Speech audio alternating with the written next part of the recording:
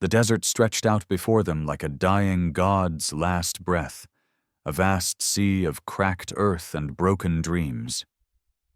The year was 1867, and 30 settlers, battered by the journey west, pressed onward beneath a sun so fierce it seemed to boil the very air they breathed. Wagons groaned, oxen stumbled, and the children's laughter had long since been replaced by hollow silence. Among them walked Samuel Reed, a man whose dreams of fertile land had withered into a single desperate hope: survival. As dusk fell, painting the sky in bruised purples and golds, Samuel spotted the distant rise of mesas against the horizon. Relief flooded him. Shelter, perhaps.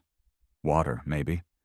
But even as that fragile hope flickered in his chest, the wind carried something darker, a whisper of danger, a shiver of unseen eyes watching from the shadowed ridges. They had heard stories of raiders who struck without warning, of men who vanished without a trace in the Badlands. Samuel tightened his grip on his worn rifle and quickened his pace, urging the others forward. They made camp in the shelter of a rock outcrop, fires burning low, voices hushed by fear. Mothers clutched their children close, men sharpened what few weapons they had. Samuel sat apart, staring into the fire, the weight of responsibility pressing down like the mountains themselves. That night, sleep came only in fragments, broken by distant howls and the restless shifting of the oxen. Near midnight, when even the stars seemed to cower behind thin clouds, Samuel saw movement at the edge of the camp. A figure, cloaked in the darkness, moving silently among the rocks. His heart hammered against his ribs as he raised his rifle, breath shallow in his throat. The figure stepped forward, hands raised in peace. Moonlight caught the glint of beads woven into his long hair, the soft outline of buckskin clothing. He was young, no older than 25, but there was something ageless in the way he stood, like a tree rooted deep in ancient earth. His voice, when he spoke, was low and steady. "You are not safe here." The settlers behind Samuel stirred, fear rising like smoke, but he held up a hand. "Who are you?" he demanded. The stranger's dark eyes did not waver. "My name is Tazhi. I can help you, but you must listen." Somewhere deep inside, Samuel knew the truth. Without help, they would not last another day. And so, with the fire crackling between them, a fragile, desperate alliance was born. The settlers gathered around Samuel and the stranger, their faces tight with suspicion and fear as the fire cast uneasy shadows across the rocky ground. Tazhi stood calm among their doubts, his dark eyes scanning the darkness beyond the firelight, as if he could see threats the settlers could not. Samuel felt the heavy weight of leadership settle across his shoulders, the burden of every life here resting squarely in his hands. "Why should we trust you?" one man growled, voice rough from dust and fear. Tazhi did not flinch. "Because death rides on the wind," he said simply, "and you are blind to it." Samuel studied the young warrior, sensing no deception, only urgency.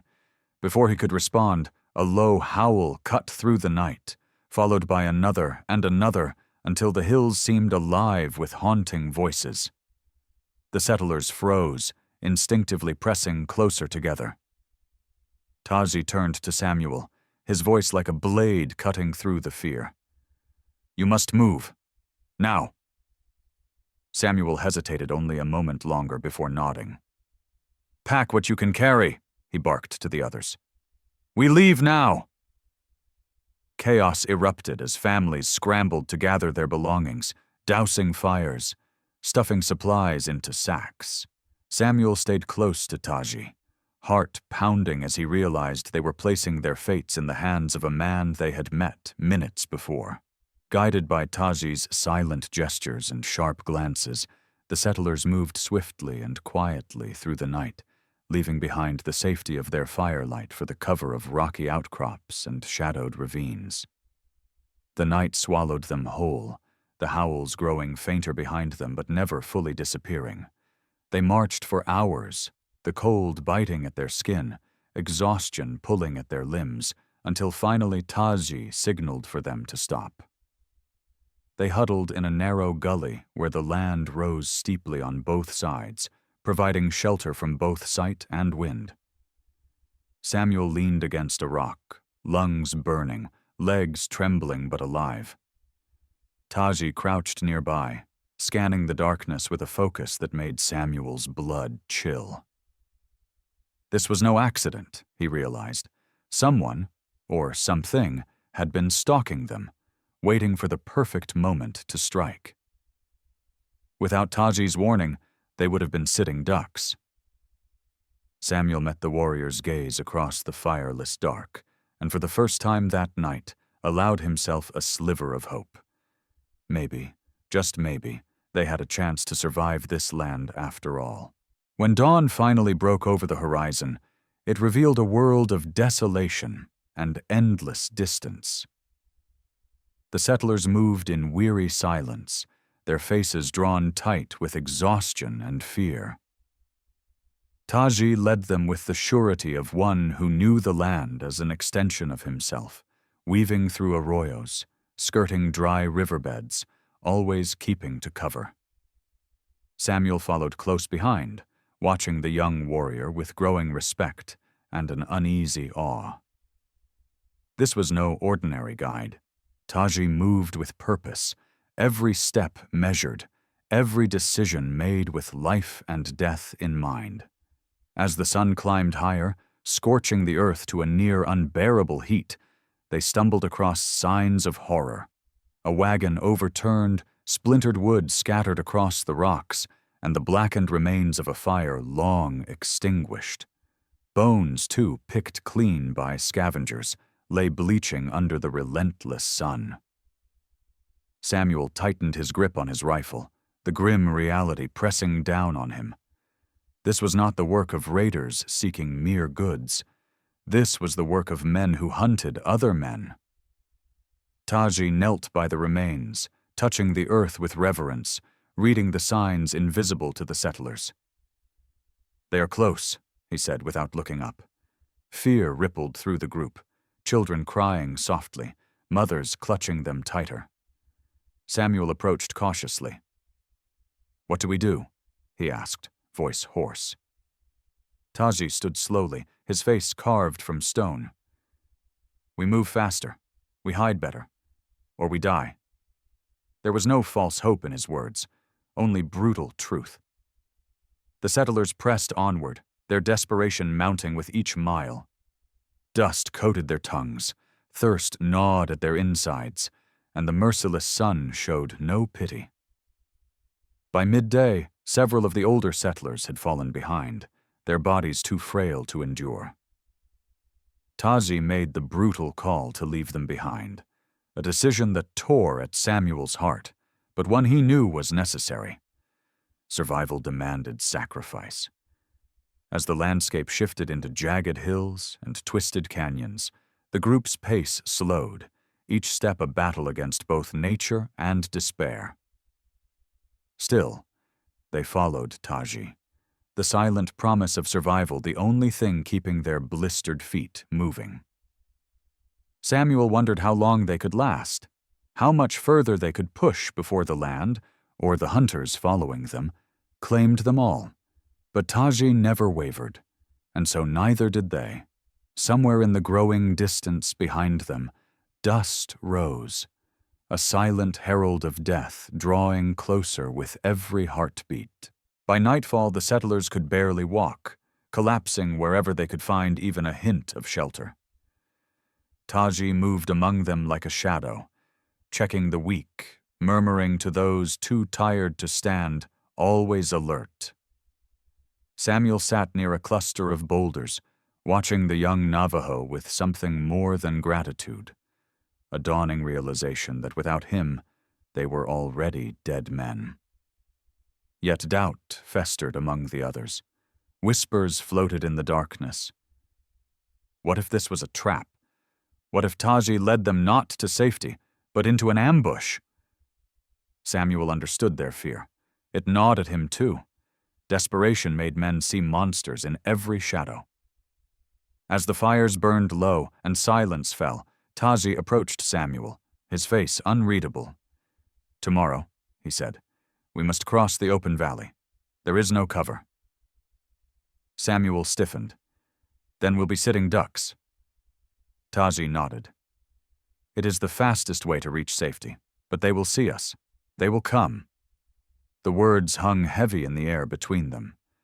Samuel looked back at his people, thin, sick, terrified. Could they survive a chase? Could they survive standing still? "Then we move at first light," he said grimly. Tazhi placed a hand over his heart, a gesture of solemn respect, and vanished into the night to scout ahead. Samuel sat alone with the crushing weight of his decision. In the cold hours before dawn, doubt clawed at his gut. Was he leading them to slaughter? Was Tazhi truly their savior, or simply another face of death in this unforgiving land? Yet, when he looked out at the stars wheeling overhead, Samuel found no answers, only the vast indifference of a world too big to care about 30 fragile lives. When the first pale light touched the edges of the sky, Samuel roused the settlers. There was no speech, no promises of safety, only grim faces, determined steps, and the whispered prayers of those who no longer knew if they were heard. They stepped into the valley as one, a slow-moving ribbon of life across a sea of death. Behind them, the wind stirred dust into the air, and from beyond the hills, unseen eyes watched and waited. The valley stretched before them, endless and merciless, a strip of cracked earth bordered by jagged ridges that offered no mercy and no escape. Samuel led the settlers forward, his heart hammering a frantic beat against his ribs, his rifle clutched tightly, though he knew it would be of little use against the force he feared would come. Beside him, Tazhi moved like a wraith, his every step deliberate, every glance scanning the horizon for signs of danger. The sun rose quickly, bleaching the world into a blinding, searing light that reflected off the parched ground and made the settlers stumble, their vision swimming with heat and terror. Time stretched, each step feeling heavier than the last, as if the valley itself sought to claim them. Samuel could feel the fear crackling in the air, could hear the ragged breaths of those behind him, could almost taste the desperation that clung to them like dust. They moved as quickly as their broken bodies would allow, but it was not fast enough. A sharp cry split the air, and Samuel whirled to see a rider cresting the ridge, silhouetted against the burning sky. Another appeared, and then another, until a line of dark figures on horseback rimmed the valley like vultures circling a dying beast. Panic surged through the settlers, but Tazhi's voice, low and commanding, cut through the chaos. "Keep moving. Do not scatter." It was a gamble, Samuel realized. To run was death. To stay together was the only sliver of hope they had. The riders did not charge immediately. They watched, waiting, measuring the weakness of their prey. Samuel could feel their hunger, their cruelty, stretching across the distance. He wanted to run, to hide, to fight, but he did none of those things. He trusted. He trusted Tazhi, though he did not understand why. And so he moved forward, leading the settlers deeper into the open maw of the valley, every step a defiance against the fate that hunted them. The settlers, seeing Samuel's resolve, tightened their formation, children clutched close, weapons raised though many had never fired a shot in anger. The minutes dragged into hours, and still the riders held their distance, trailing them like wolves. Samuel's throat burned from thirst, his legs trembled from exhaustion, but he did not falter. Neither did Tazhi. They had crossed halfway when the first rider broke from the line, a black streak of death hurtling toward them, and Samuel knew the true battle for survival had begun. The rider came fast, a blur of dust and fury, his war cry splitting the sky and sending a fresh wave of terror through the settlers. Samuel raised his rifle, but it was Tazhi who moved first, stepping into the path of the oncoming threat with a calmness that seemed almost inhuman. His bow was in his hand before Samuel even realized he carried one, an arrow loosed with deadly precision. The rider jerked in his saddle, his momentum carrying him a few more yards before he tumbled lifelessly to the ground. For a heartbeat, there was silence, the settlers frozen in disbelief. Then the ridge erupted with movement, a wave of riders pouring down like an avalanche of death. Tazhi's voice rang out again. "Run! Head for the rocks!" Samuel grabbed the arm of the nearest settler and shoved him forward, the group breaking into a desperate sprint across the valley floor. Bullets whined through the air, dust kicked up by pounding hooves and the frantic scuffle of feet. Children screamed, men shouted, the world dissolving into chaos. Samuel fired blindly over his shoulder, seeing shapes more than targets, knowing that stopping meant dying. Ahead, the rocks loomed like salvation, jagged and unforgiving, but offering the only chance at cover. Tazhi moved among them like a spirit, his arrows finding targets with unerring accuracy, each shot buying precious seconds for the settlers to reach safety.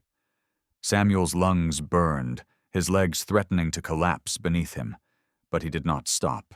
He could not. A boy stumbled beside him, too small, too slow. Samuel scooped him up without thinking, the weight nearly unbearable but necessary. He felt the hiss of a bullet graze his arm, the sharp sting of pain. But he kept moving.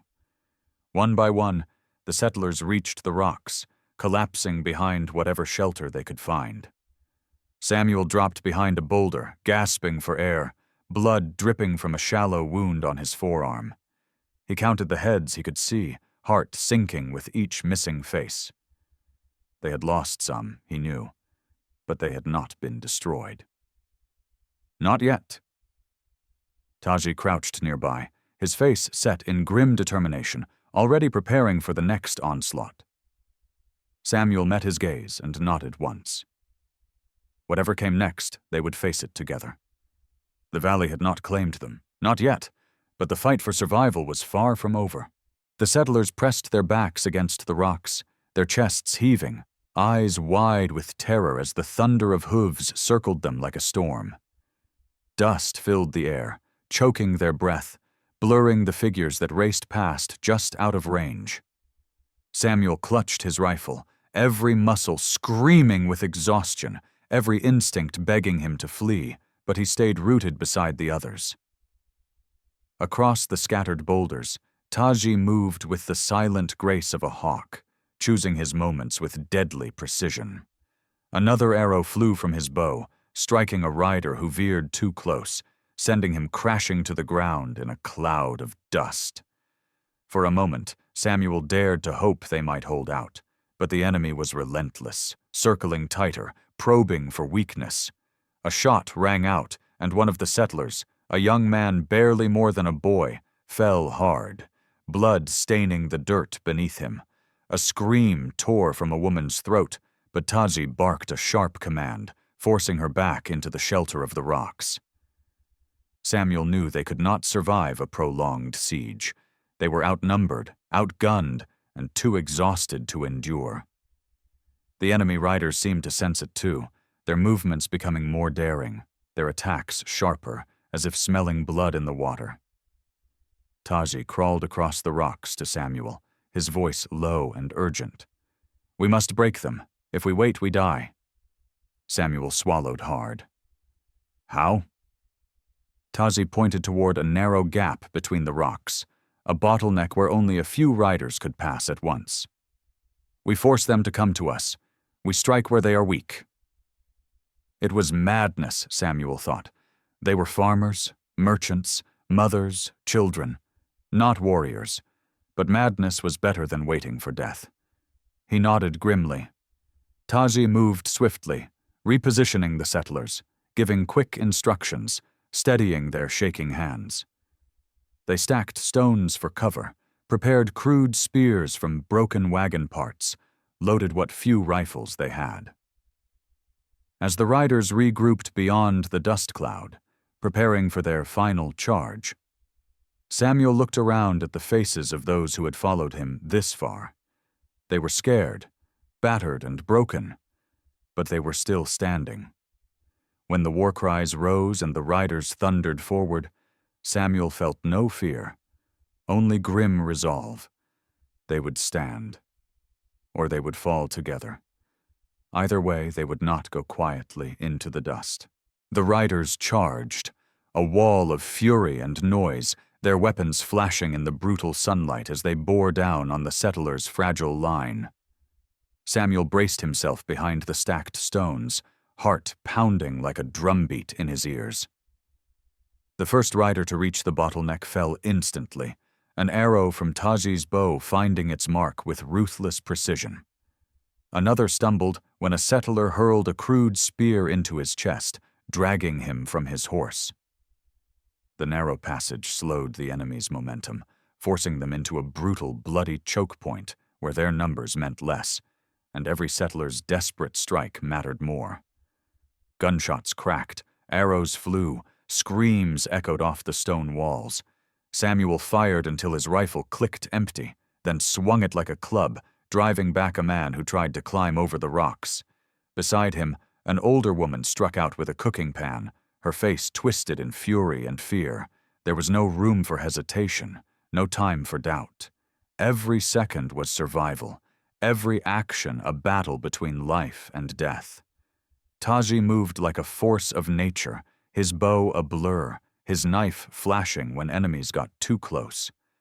His calm never faltered, even when blood streaked his arm, even when the odds pressed in like a tightening noose.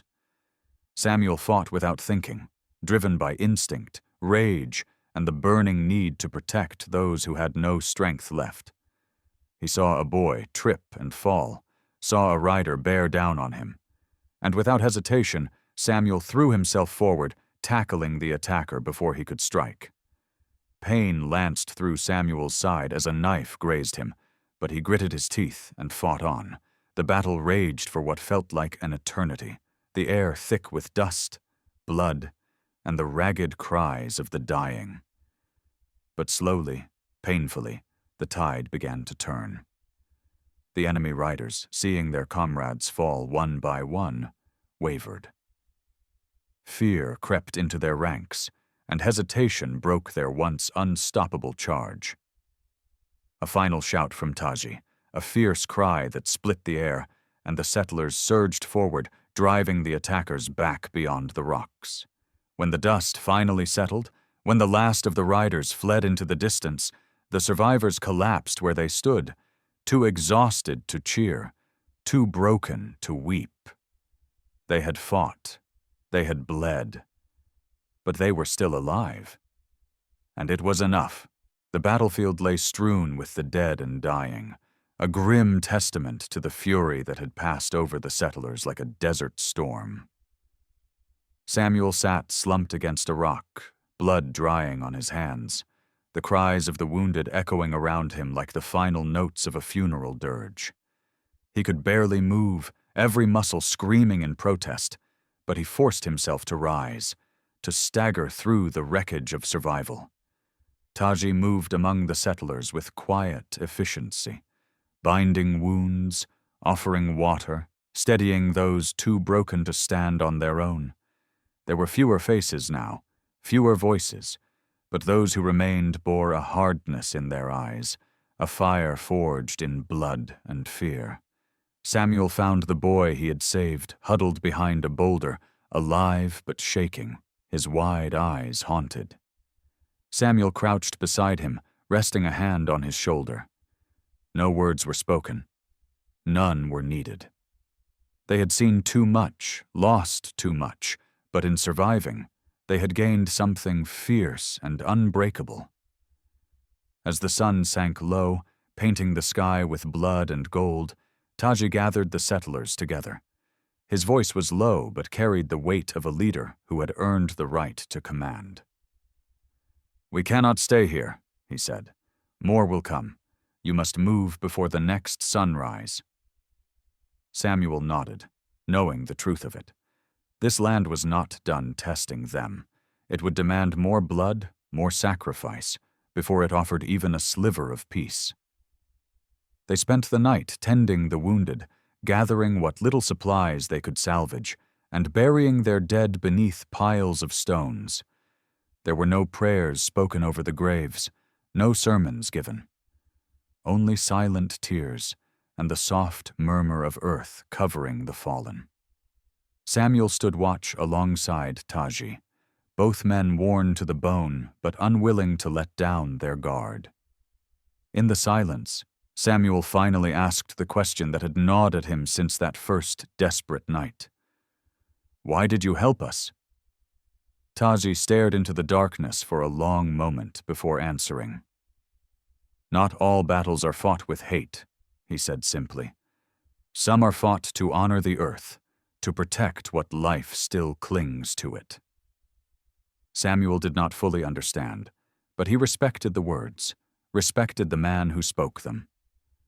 When dawn came, bleeding across the wasteland, they would move again, toward safety, toward survival, carrying the ghosts of those they had lost with every step. The first rays of morning light touched the battered faces of the settlers as they prepared to move once more. Their wounds bound, their spirits fragile but unbroken.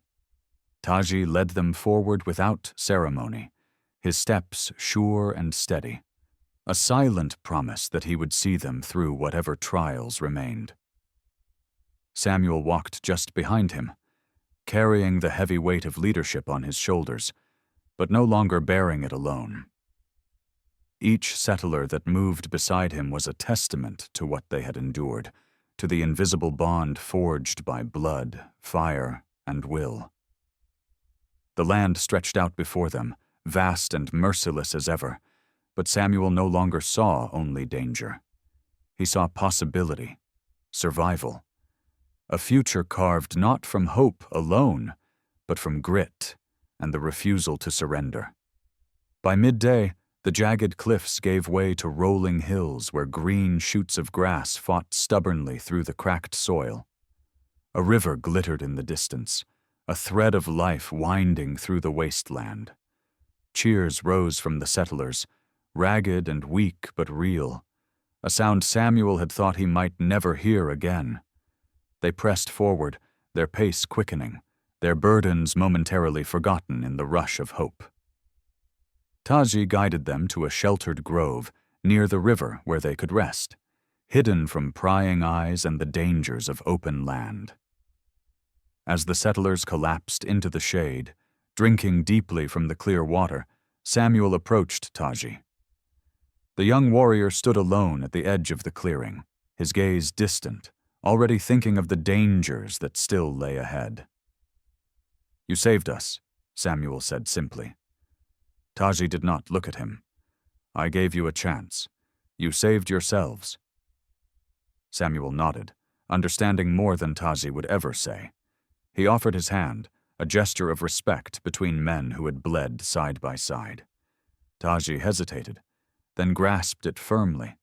No promises were spoken, no debts declared.